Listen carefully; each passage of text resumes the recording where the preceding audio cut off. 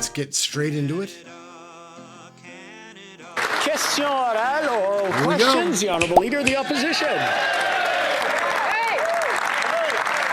right, this is how we do it. It's fun. L'inflation qui accède. Good guys and bad guys. Inflation continues to rise. I don't like when they open with French, though. It shows that this Prime Minister is not worth the cost. After 8 years in office, inflation is higher here in Canada than it is in the United States and in Japan. All prices are going up for all products. This Prime Minister said that inflation would go down. Rising inflation is the result of inflationary deficits that the government has created.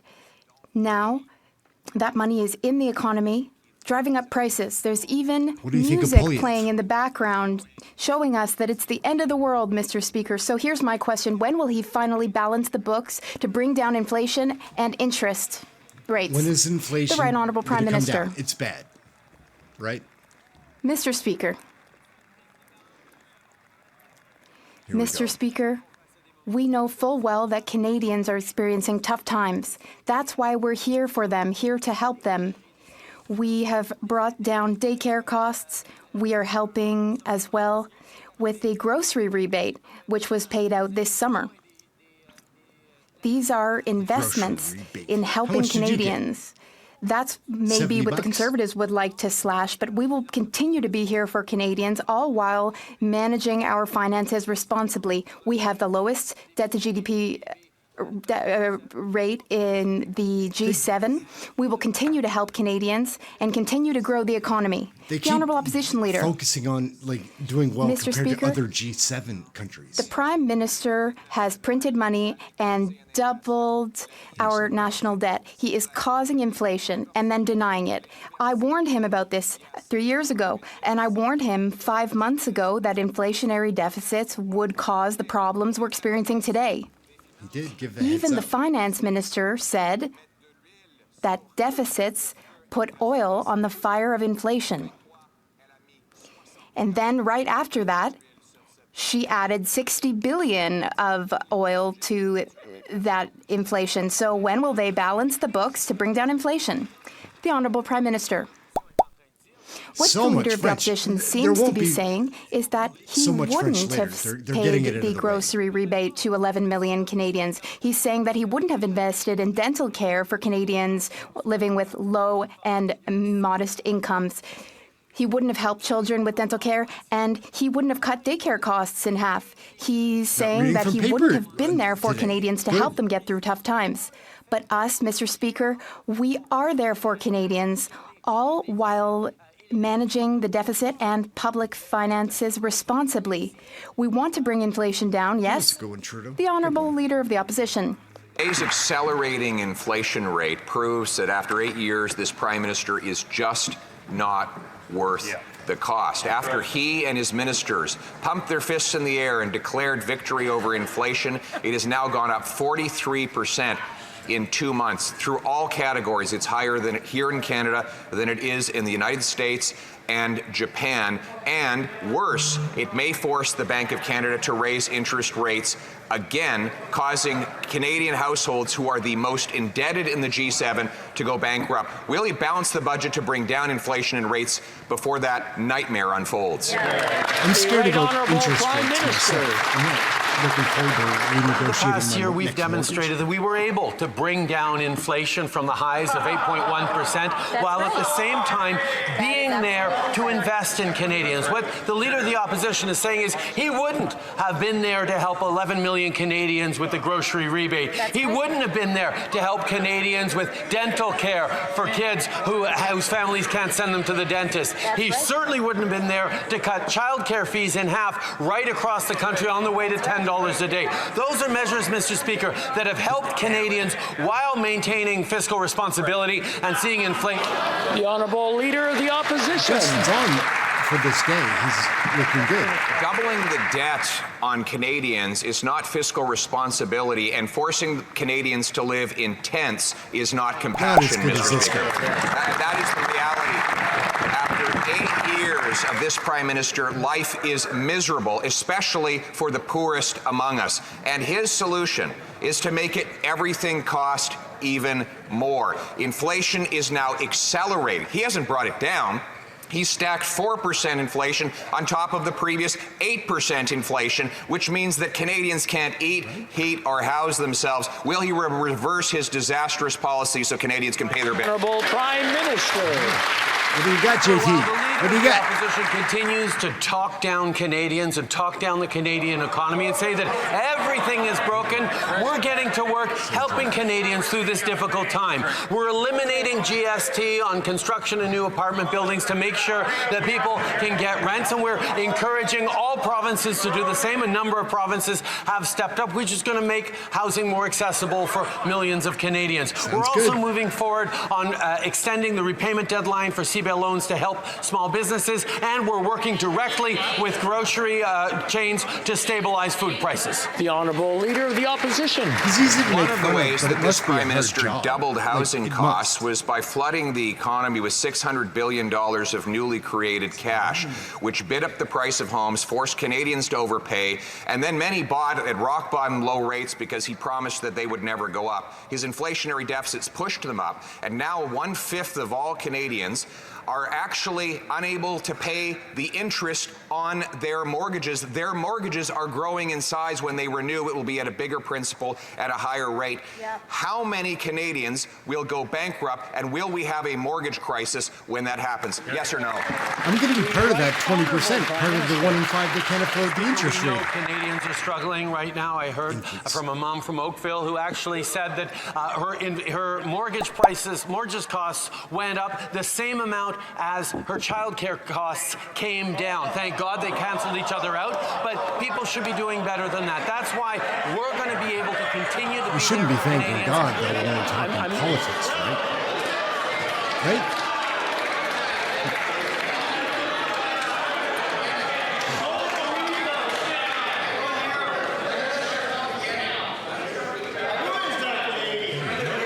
Calm them down. This was before Rhoda invited the Nazi. He was still the Speaker in the House. Calm them down, Anthony. Get them under control. Bunch of clowns. Sausage factory. Are we ready to continue? Is that how he does it? The new guy is a little more controlling. Order. The Right Honourable Prime Minister, please continue. Mr. Speaker, every now and then the Conservatives show their true colors and react over the top, not just with rhetoric, but in attacks on things like childcare that we know they disagree Sometimes with. We know facts. they don't believe in making childcare more affordable, and every now and then they show it, Mr. Speaker. Spitting fire, Justin. The Honourable Member That's for great. La Prairie. It's fun. Here we go. It's too bad. This Mr. is a Speaker, Bloc guy, right? In the middle of the housing crisis, so $900 it's million always French. earmarked for housing in Quebec is being held hostage in Ottawa's coffers. But he goes hard at Trudeau all the time. He's entertaining and he's very fired up. He's pretty fun PM. Mr. Speaker, But- there's only one question that the Prime Minister should be do asking you feel Quebec, about which the is, Bloc? to which bank account should I if you transfer don't the live in funds? Quebec, it's That's just a it. waste of time, It's simple. right? We're in a crisis, and the I don't Prime know. Minister I is don't know. delaying $900 Tell me. million worth of housing starts. So I make an appeal to his sense of duty and responsibility. Will he finally release He the is money? pretty The Right hot. Honourable Prime Like, Minister. Gets fired up. Mr. Speaker, of course we know that we all have a responsibility in dealing with the housing crisis. The federal government has a role. The provinces and municipalities also have important roles to play. We have a $400 billion plan to encourage municipalities to accelerate housing starts across the country. And currently, we are working with the government of Quebec in order to ensure that we can get that money to municipalities in the best way, in the most effective way to get housing built across the country. The Honourable Member for La Prairie. Mr. Speaker, it's very hard to understand why this hasn't already been fixed. Because apart from Quebecers who are struggling to find housing, nobody, and I mean nobody, needs good news on housing as much as this Prime Minister does. Everyone would benefit from good news on housing, starting with him. I like He it. has $900 million worth of good news in between his hands, and yet he's the one who is delaying things. So, Mr. Speaker, what is he waiting for to get the money out the door and finally give some good news to Quebecers? The Right Honourable Prime Minister. Quebecois, Indeed, Mr. Speaker. We look forward to giving the $900 million to municipalities across Quebec, but you know as well as I do, Mr. Speaker, that we need to work with the government of Quebec to ensure that this money is paid out in the right way, in the appropriate way to municipalities. So we are working in good faith, but I can tell you that this $900 million is there for Quebec's municipalities, and we are very excited to send it to them. For Burnaby South. It's a lot Canadians of French have been struggling today. with food prices for almost 2 years Jamie, now. come on. And here's the classic Liberal response. They asked the CEOs of the big grocery stores to come to Ottawa to nicely ask them to stabilize the prices, not to bring them down, to stabilize them.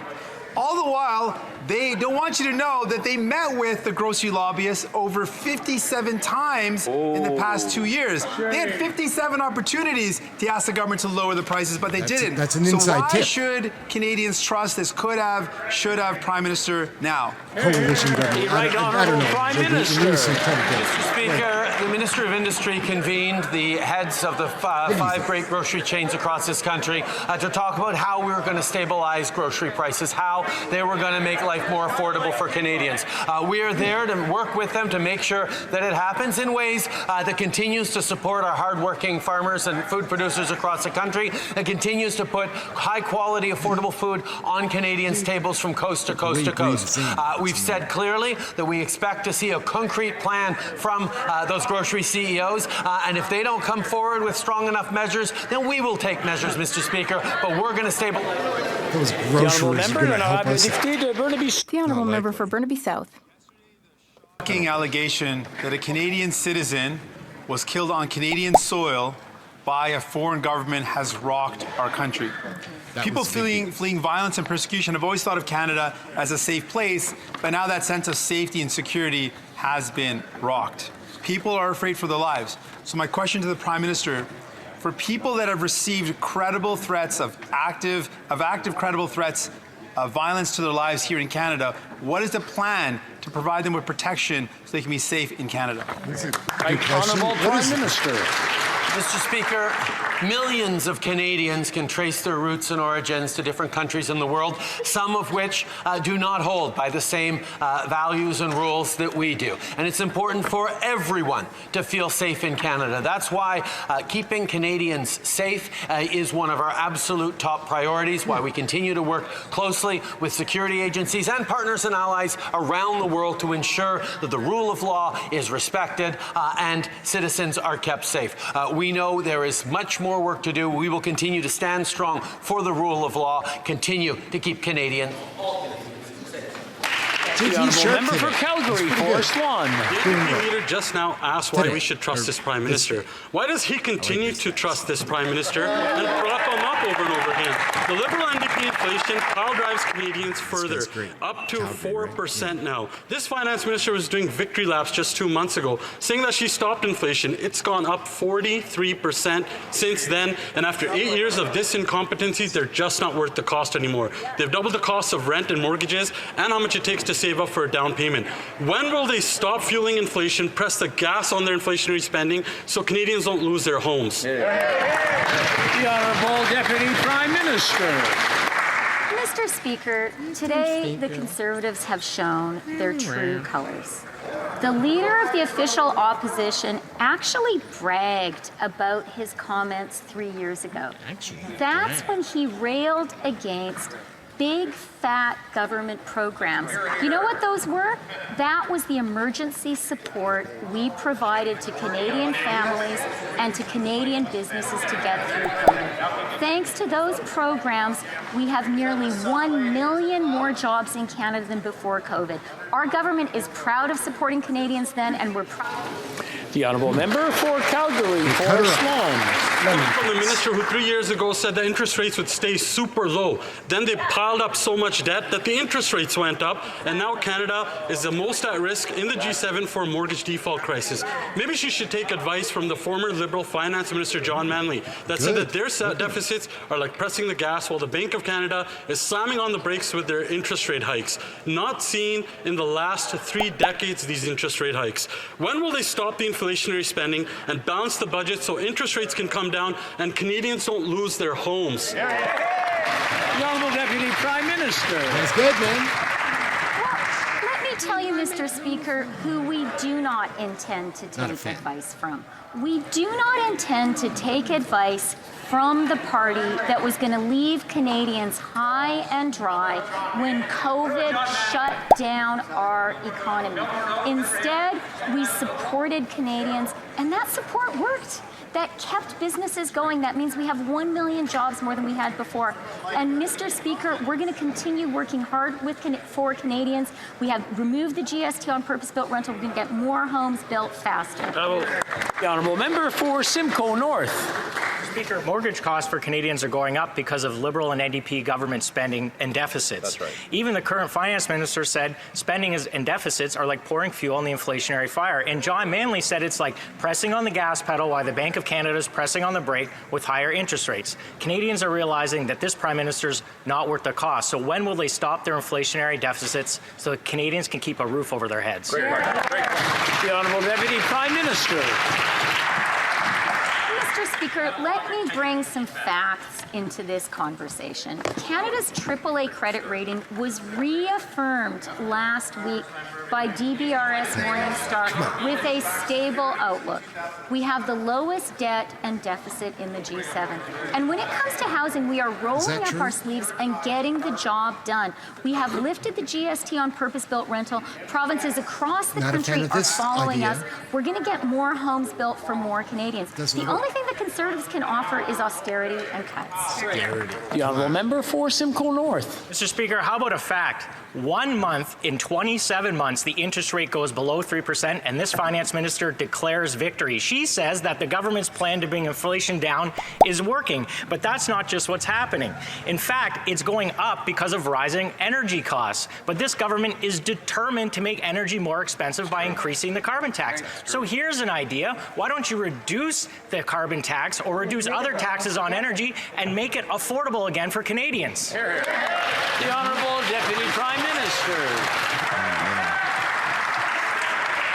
Just a little point of fact, Mr. Speaker. I think my honourable colleague just confused the interest rate with the inflation rate. I guess an easy mistake to make if you're a Conservative and you don't really care about facts. But let me tell you, Mr. Speaker, what our government is focused on. We are focused on Canadians. We're focused on fighting for Canadians. That's why, together with our industry minister, we met with the leaders of Canada's grocers yesterday, and we said, stabilize prices now, and we're going to make sure that happens. She's hard to watch. I Le find. député de Louis Saint-Laurent. I don't know why. I like Honourable this guy. Member He's for Louis fun. Saint-Laurent. He gets fired Mr. up Speaker, every time. more bad news for Canadians this morning. Inflation in Canada dressed. has hit 4%, and that has a direct impact on all Canadian families. But in July, a few weeks ago, the finance minister said, let me tell you, she said Canada's plan to bring inflation down is working. No, it is not working, Mr. Speaker. And Madam Minister of Finance, it is not working. So the Liberals have been in office for 8 years. Is the Deputy Prime Minister aware that reckless, crazy spending has a direct impact on mortgage payments that Canadians have to pay? The Honourable Deputy Prime Minister. Mr. Speaker, there's one very important thing that I know. Something that the Conservative leader admitted just today. I know something you don't know. Today, he was proud of what he was saying. He was proud of what he was saying at the beginning of the pandemic and at the beginning of the recession. He today is proud to have said that it's not the right decision to support Canadians and to support small and medium enterprises. We're proud of having supported Canadians and businesses. We are still supporting Canadians. One example of how we're doing that is the Honourable Member for Louis Saint-Laurent.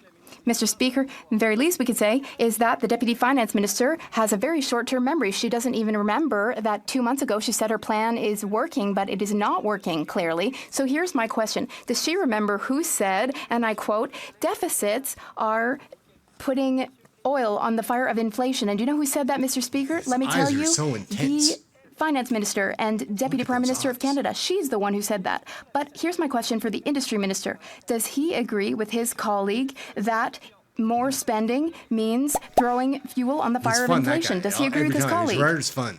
The Honourable Deputy Prime Minister. Mr. Speaker, Mr. Speaker. Do you know about her grandfather? If my colleague across the way wants to teach us how the economy works, he can start by giving lessons to his colleagues who don't seem to understand the difference between the policy rate and inflation. We understand full well the importance of fiscal prudence and responsibility, which is why Canada has the lowest deficits of all G7 countries. This is also why, just last week, our AAA credit rating was reconfirmed. Those are the facts, Mr. Speaker. The Honourable Member for Abitibi-Témiscamingue. Mr. Speaker, we are not about to see the impact of yesterday's meeting with CEOs of major grocery chains on our grocery bills. Ottawa has demanded that they produce plans to stabilize prices within 3 weeks. Oh yeah? What will happen if they don't? Well, obviously, Quebecers can't go shop elsewhere. This is terrible. And if major grocers don't lower their prices, Ottawa's threatening to overtax them. Was there a note to point your finger who do we think on the they're going to paper? pass those fees on to? That's a question worth asking, Mr. Speaker. Mr. Speaker, it's all well and good to include major grocers in the discussion, but we need to get everyone around the table. When are we going to see measures that will make a real difference to our bills? Get a haircut, The Sebastian. Honourable Innovation Minister. I like this guy. He's fun. Mr. This guy always Speaker, runs hot. we are fighting to defend Canadians. What occurred PPC. yesterday was unprecedented. We called in the 5 heads of Canada's major grocery chains to express the frustration of millions upon millions of Canadians. People are experiencing frustration week after week, and we insisted that they give us tangible, detailed plans to stabilize prices in Canada, Mr. Speaker. That's what Canadians expect from us. That's what they ask. That's what we've done. We're going to deliver, and we're going to continue fighting for Canadians, regardless of what the Bloc Québécois may say. The Honourable Member for Berthier-Masquinongé. Mr. Speaker, when it comes to the price of groceries, farmers and processors are the ones who get the short end of the stick. They are the ones producing our food. And right now, nothing's being done in Ottawa to support them in the face of rising basic costs, like labor, for instance. There's nothing being done to help them with inflation and their record levels of debt. There's nothing to combat the ravages of weather events. And then Ottawa's surprised that food prices are rising? Will the government finally commit to supporting our farmers and processors? Because that's going to show up in the price of groceries, Mr. Speaker. The Honourable Minister.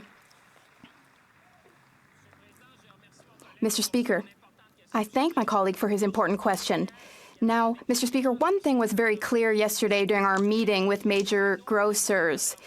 We need to support our farmers, processors, small and medium enterprises, because they are all important players in our food supply chain. So the government demanded unequivocally that major grocery chains stabilize prices in Canada. Mr. Speaker, we support supply management, we support our farmers, and we will always defend the little guy in our supply chain, Mr. Speaker. He's the Honourable little Member guy. for Berthier-Masquinongé. Mr. Speaker, the situation is especially critical, including for Quebec's fruit and vegetable producers. This summer's rains resulted in disastrous harvests. Mr. Speaker, the federal government needs to provide emergency assistance to vegetable growers. And I'm telling you, if the federal government doesn't intervene, farms will disappear, and you will see that will have a huge impact on food prices. Will the government act responsibly? Will the government stand up for our fruit and vegetable producers before it's too late? The Honourable Agriculture Minister. Gave him a wink. Appreciate my honourable colleague's question, and so my sympathy certainly goes out to the farmers with the weather we're facing in Quebec and right across this country. And we have, of course, the CAP program, the Business Risk Management program, which we work with the provinces and the territories right across the country. And my honourable colleague is well aware that the province applies to tabulation, sends it into the federal government, and we make sure that we compensate the farmer. And we will continue to do that, working hard with farmers to make sure that they are able to continue. Thank you. Shrugged of the shoulders. He shrugged his shoulder. Just 2 months ago, the finance minister said, and I quote, "Canada's plan to bring down inflation is working." Well, clearly the Liberals are experiencing inflation differently because it's not going down, it's up again today. After 8 years of this Prime Minister, mortgage payments are up 151% and Canadians are suffering. He's not worth the cost. When will he admit that his inflationary spending is leaving Canadians homeless? Here we go. The Honourable Minister for Housing. With great respect to my honourable colleague, she would recognize the disastrous consequences that would have befallen Canadian households if we weren't there for them during their time of need. Their argument ultimately boils down to the fact that we should not have provided support to families to keep food on the table, that we should not have provided support to Canadian employers so workers should remain on the payroll. That's what would have caused Canadians to be without homes. But you want to talk about housing plans? The only plans they've got are to raise taxes on the people who build homes, and it's just foolish, Mr. Speaker. We're going to continue to put forward programs that will allow us to build more homes, and we're going to put forward measures to support Canadians during their time of need. Fraser's pretty funny. The Honourable Member for Peterborough-Kawartha. Mr. Speaker, we've heard repeatedly from this Prime Minister that the cost of living is not a priority and Canadians are feeling the consequences. Here's a few quotes from the Prime Minister. "You'll forgive me if I don't think about monetary policy." Yeah. Or how about, "We took on debt so Canadians wouldn't have to." When will the Prime Minister admit that it is not his debt, it is taxpayers' money? Exactly. And more importantly, when will he start caring about monetary policy so Canadians can afford to live? All right, get him fired. Good. The Honourable Minister. Mr. Speaker, I find it fascinating the Conservatives' newfound interest in making life more affordable for Canadians. What's funny, Mr. Speaker, is she doesn't realize that many of her colleagues voted against the Canada Child Benefit, which puts more money in the pockets of 9 out of 10 Canadian families and stops sending child care checks to millionaires. They oppose increases to old age security for seniors when they turn 75. They oppose increases to the Canada Student Loan and Canada Student Grant programs, and they oppose increases to the Canada Workers Benefit. You can't be fooled, Mr. Speaker. Their record in government was lower wages, higher unemployment. We've turned the ship around, and we will be there to support Canadians in their time of need. The Honourable Member for Sarnia-Lambton.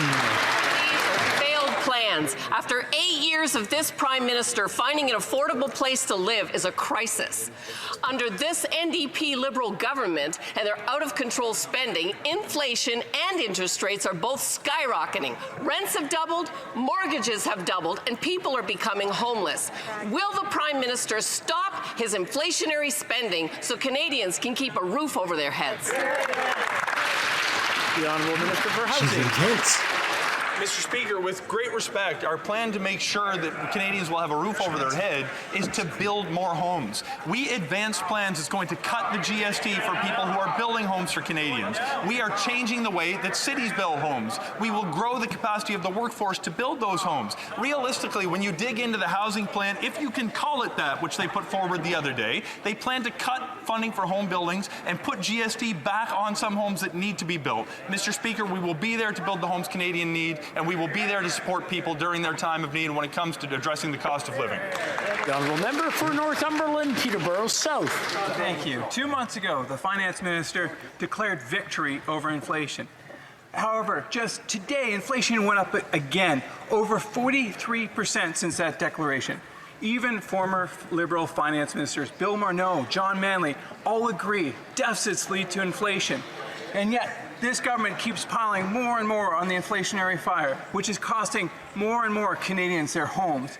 Does this Prime Minister have any plans to keep his promise to balance the budget so that Canadians can keep their homes? You can balance the budget. The Honourable Minister of Health. Well, Mr. Speaker, in response to global inflation that is felt in every corner of the planet, what is the Conservative solution? Slash support to the most vulnerable people, as if that's going to help global inflation. You know what? What is their plan on dental care?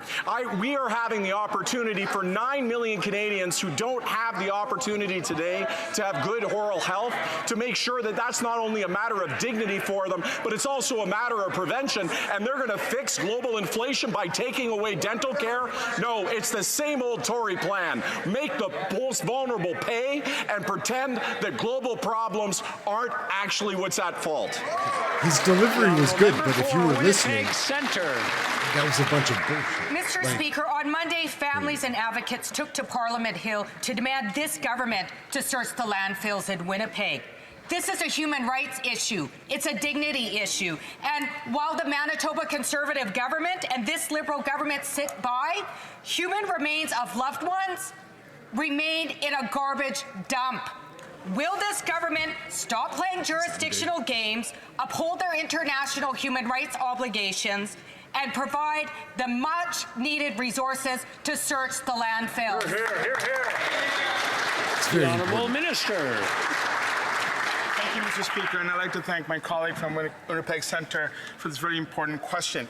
This is a heart-wrenching issue, and it's Get part off the of paper, sad Gary. reality You're a good of missing speaker. murdered Indigenous women and girls.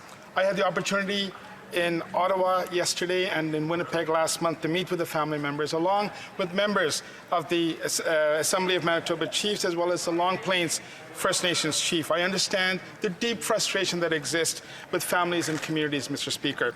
Our approach must be victim-centered, trauma-informed, and Indigenous-led in order to support healing, and we look forward to working with the families to reach that end. Thank you. The Honourable Member for Nunavut.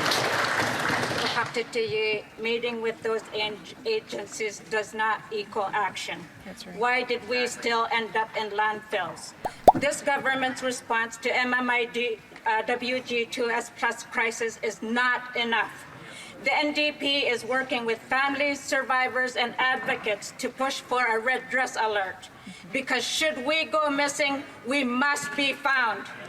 When will this government stop stalling and implement a red dress alert system to save lives? The Honourable Minister for Crown and Indigenous Relations. It's a terrible thing if you know anything about Thank you, Mr. Speaker, and I'd like missing. to thank my colleague opposite for that very important question. We look forward to working with the opposition as well as all parties in order to implement the red dress alert. We know that it will save lives, and it is something so important in order to address the tragedy, national tragedy of missing and murdered Indigenous women and girls. And we will continue to work in order to ensure that women are protected, Indigenous women are protected across the country. Thank you. You're all clowns, but I seem to trust that. Mr. Speaker, I commend the Minister of Labour for his leadership during the longshore workers' strike in British Columbia. Workers in Surrey Newton and across the country have been loud and clear that they support the legislation to ban the use of replacement workers. This morning, workers gathered on Parliament Hill to call for legislation as soon as possible. Can the Minister tell us if and when this government will prohibit the use of replacement workers in federally regulated industries? Minister of Labour. First time I've seen Mr. Speaker, the Member of Parliament from Surrey Newton can tell his constituents exactly what I told workers who gathered on Parliament Hill this morning. We will table legislation to ban replacement workers this fall.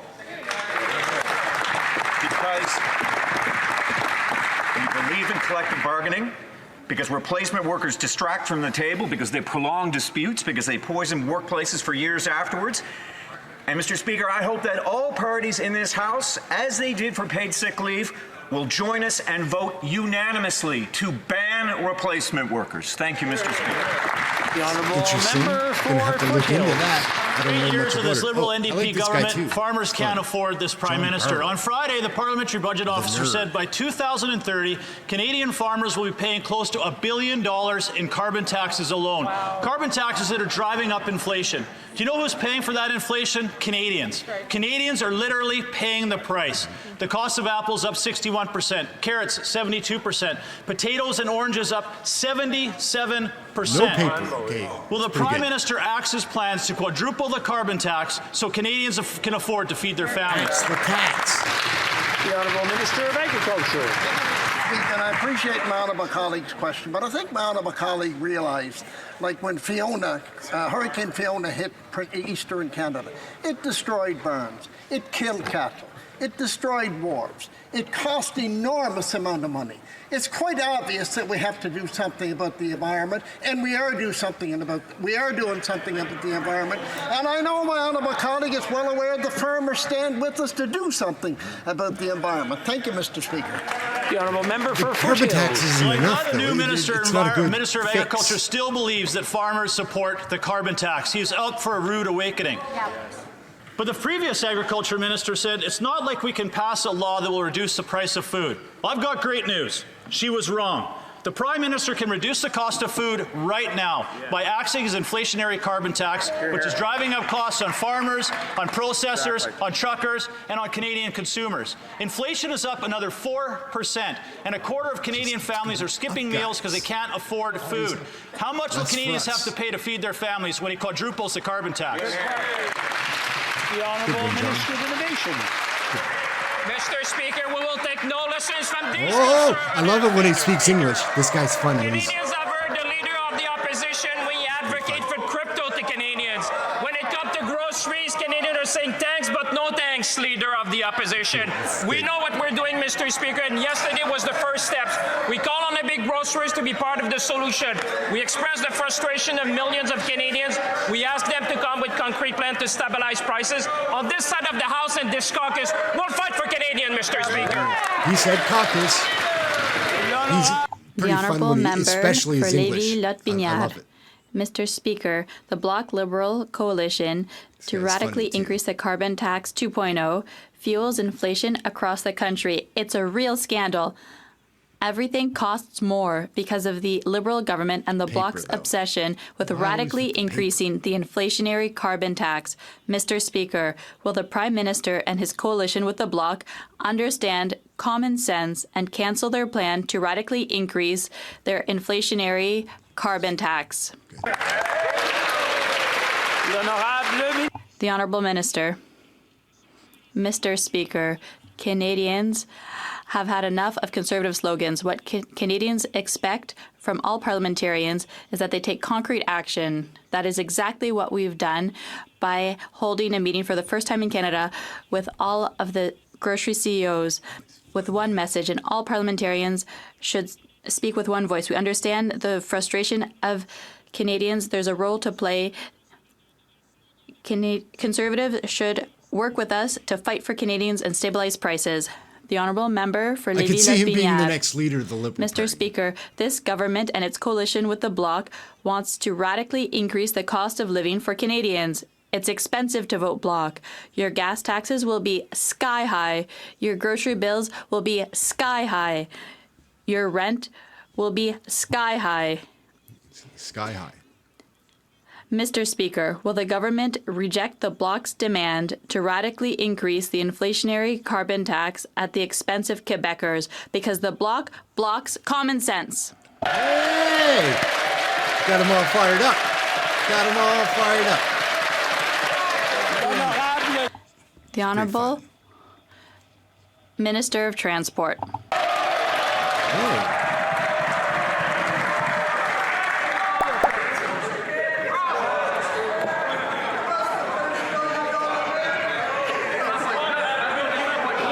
There we go. The most interesting man in the world coming up. Order. Order. Dozakis. I know everybody is very excited to hear the answer, but I'd Rada like everyone to to calm down. The Honourable Minister of Transport. He invited that Nazi. Well, Mr. Speaker, we've bullet. heard a whole block of silly things. He's talked about common sense. In 2023, not having a plan for climate change, that makes no sense. In 2023, having assault weapons in our streets, that makes no sense. In 2023, having women's rights go backward, that makes no sense. Mr. Speaker, they want us to go backward, but we're going forward. The most interesting man in the world. Does he not look like the Dozakis guy? Mr. Speaker, A large union demonstration took place on the Hill today. Not a big fan of the Bloc, but she's a fun anti-scab politician. legislation now. We've tabled and retabled bills to prevent the use of scabs. Right here. But Ottawa won't budge. Just saying. And it's the right to free bargaining that's paying the price. Honest workers and their families suffer the consequences. Will the government ban the use of scabs once and for all? Ban the scabs. The Honourable Minister of Labour. We have absolute confidence in the bargaining process. This is CTV. We are certain that we are on the right path to put forward a bill by the end of the year. We need to find a balance between speed and quality. This is something new to protect the bargaining process. Thank you, Mr. Speaker. His French must be the pretty Honourable brutal Member for because Beauport-Limoilou. Mr. Speaker, it's been a year since the longshore workers at the Port of Quebec were locked out. 1 year. There are workers who have lost their homes. There are couples who have divorced. There are people up to their neck in trouble. It's no longer just a labor dispute. It's a tragedy for dozens, almost 100 families. What's more, the Quebec City longshore workers are fighting a lopsided battle. It's David against Goliath, but this time, David doesn't have his slingshot. Because this supposedly progressive government is 40 years late compared to Quebec. When will it finally understand? The Honourable Minister of Labour. For her question, there are indeed a great number of lessons that were learned over the summer with the BC longshore strike. And indeed, there were lessons that have been learned over the course of labour relations at both ports, both in Montreal and in Vancouver. We will be taking a careful look at both of those situations and the relationships between government, business, and employers to make sure that the collective bargaining process is sacrosanct, but also to make sure that the supply chains of this country are protected. Thank you, Mr. Speaker. The Honourable Member for Lambton, Kent, Middlesex. After 8 years of this government, Canadians are seeing record inflation and they're seeing their grocery prices skyrocket thanks to the carbon tax. Tiff Macklem, the Bank of Canada governor, agrees and says, quote, the carbon tax announcements that have it going up increases inflation each year, unquote. The NDP Liberal carbon tax has increased the cost of apples by 61%. And that's just one example. Everything is more expensive. Everything is Will more the Prime expensive. Minister cancel his plans to increase his inflationary carbon tax? Parliamentary Secretary.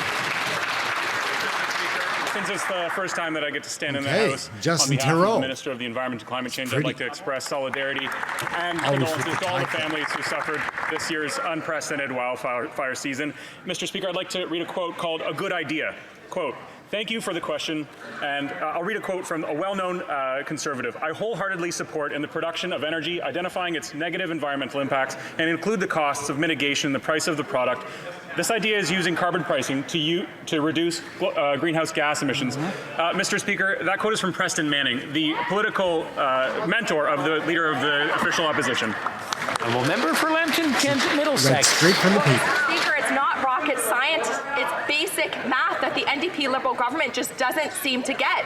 If it costs the farmer more to grow the food and costs the trucker more to ship the food, it's going to cost Canadian families more to buy the food. And now, after 8 years of raising taxes on families, farmers, and truckers, they want to quadruple the carbon tax.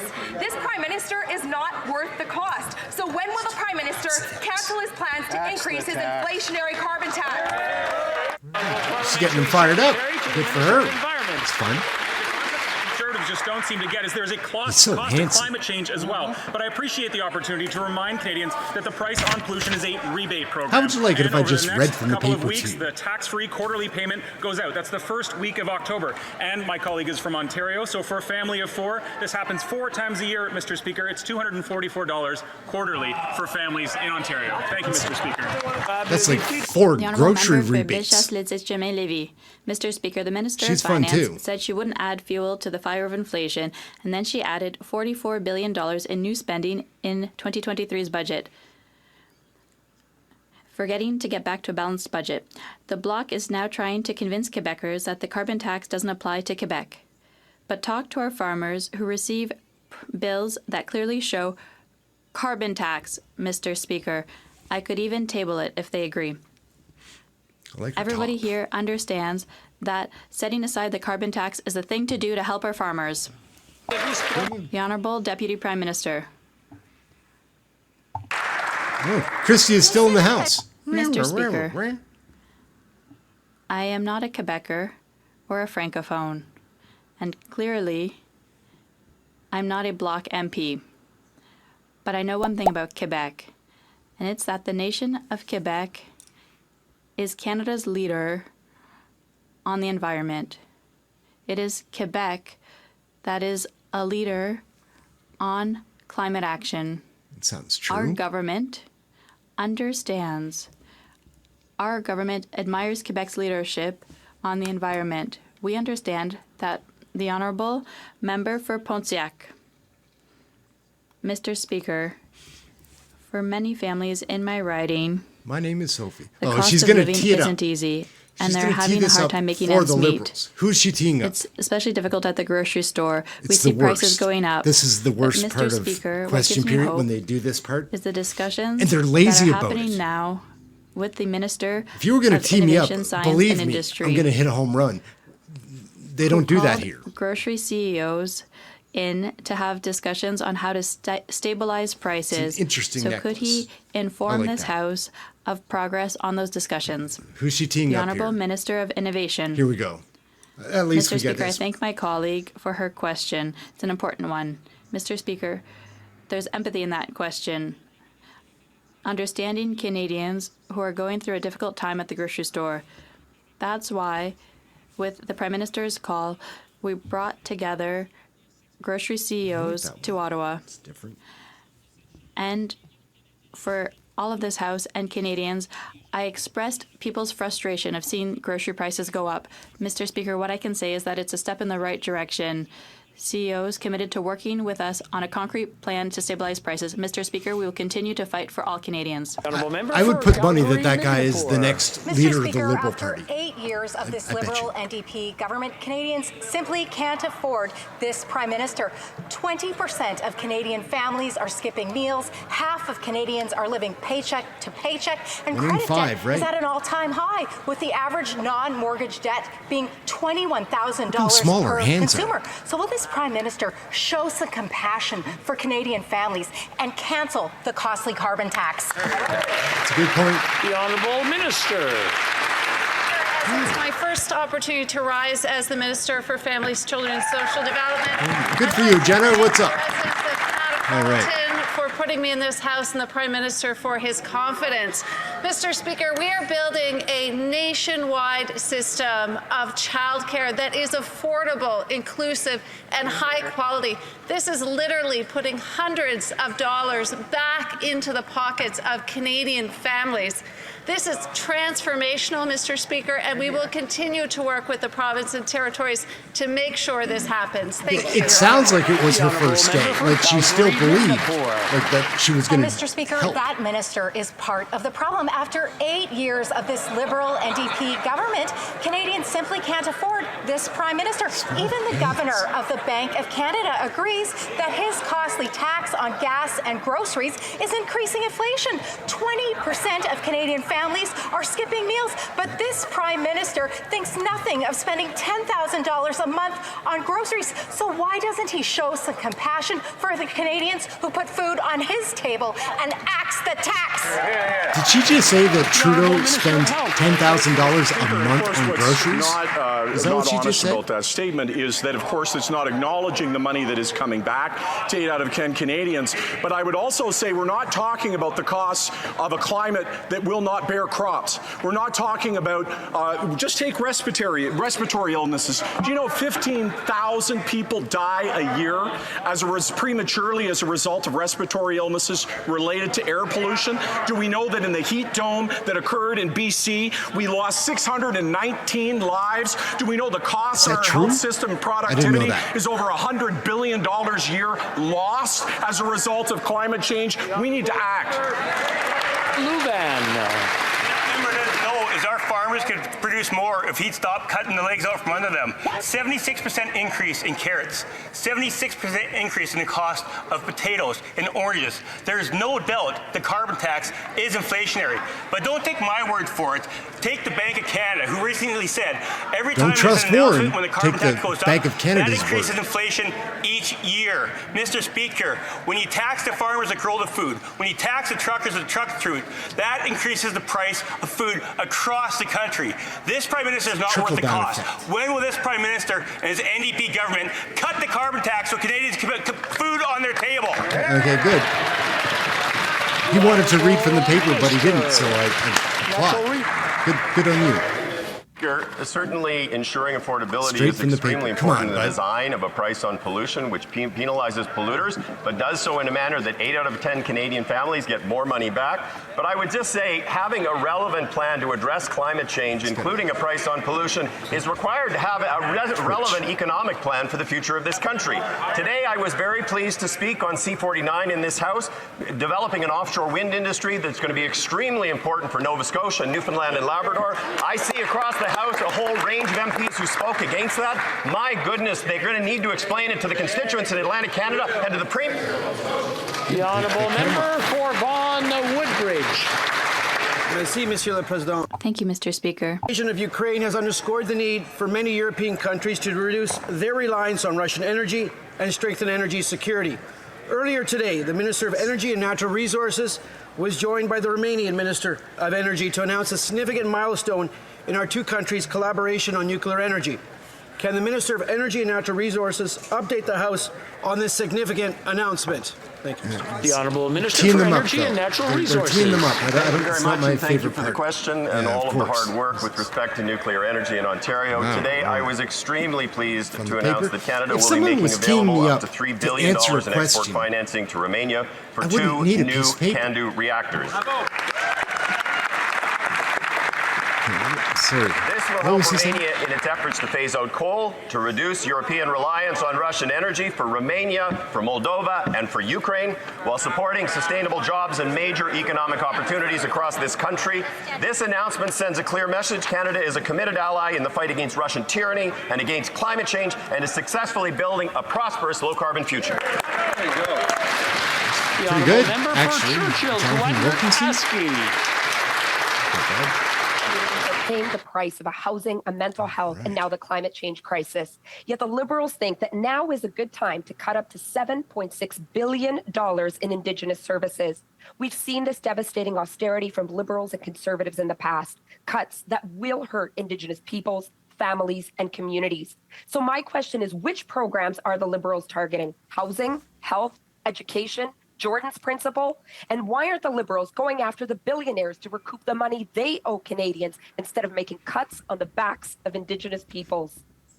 The Honourable Minister for Indigenous Relations. Well, thank you very much, Mr. Speaker. Listen, in 2015, after a decade of entrenching poverty for First Nations, a newly elected Liberal government got to work on reconciliation. First Nations community services have increased by 156% since then. That's for things like school, Mr. Speaker, water, and health services. I've been clear, and so has this government, programs and services for Indigenous peoples will be protected. Reconciliation is good, Mr. Speaker, for Canada and for our economy, and it's something that the leader of the opposition, of the official opposition, has never understood. Indeed, under the Harper government, First Nation organizations faced a 65... The Honourable Member for Timmins, James Bay. You were boring. Patty, you're done. To catastrophic wildfires, Canadians are living the urgency of the climate catastrophe. I love Yet the clowns. The boardroom at Suncor, the only urgency they see is making as much money as possible from burning fossil fuels, even as our planet is on fire. We need better from CEOs like Rich Kruger. So to the Energy Minister, when will this government stop giving a free ride to big oil Charles and looks like he had a institute rough a night. credible emissions cap that will hold them accountable and protect the future of our planet. The Honourable Minister for Energy and Natural Resources. All right, Thank you here for we the go. question. I would say, Mr. Speaker, that it is important in the context of the fight against climate change that every sector of the Canadian economy play a role. That is what we are doing through the emissions reduction plan that we have put into place. Concurrently, obviously, we need to look to take advantage of the economic opportunities that can be enabled through a shift to a lower carbon future. Earlier this week, I was speaking at the World Petroleum Congress, and I spoke very, very clearly to the oil and gas sector about the need to decarbonize to remain relevant and competitive in a low-carbon future. And certainly, we are going to continue that conversation with all of the CEOs in the energy sector and in other sectors. I'm afraid that's all the time we have today. C'est tout le temps All right, que nous well, avons. that's it for draw the today's attention of episode. members to the presence in the gallery. That's it. Pretty fun. This is the circus, guys. Sausage factory, clown circus, Canadian politics. It's important. We try to take it light here, just have some fun, commentary. We're learning too. Can't turn a blind eye to what's going on any longer. So this is how we're handling it. We're going to be here daily, guys, releasing videos. So like, subscribe, maybe share, comment. If you have any feedback, please send me a message. For now, we're going to get out and hope you guys have a great weekend. I'm Aaron M. This is Question Period Canada. Have a great weekend, guys. Thanks for watching.